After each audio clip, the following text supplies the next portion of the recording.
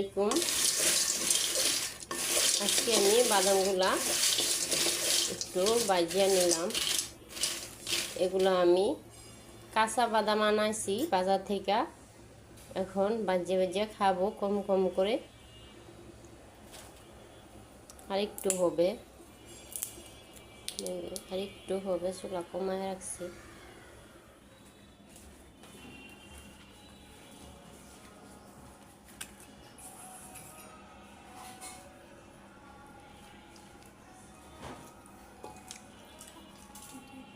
আসসালামু আলাইকুম। আজকে সকালের নাস্তা আছে আমার পরোটা। এটা হোটেলের কিনা পরোটা, আর ভাজি, ডিম সিদ্ধ, খেজুর আর বাদাম বাদাম আর এক গ্লাস চিয়া বীজগুলো আমি ভিজিয়ে রাখছিলাম। কোনো বালা করে হয় নাই। আমার চিয়া বীজ আজকে নাস্তা।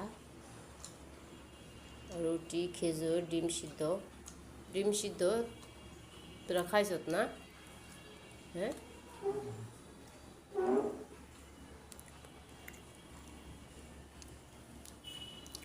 আল্লাহ হাফেজ।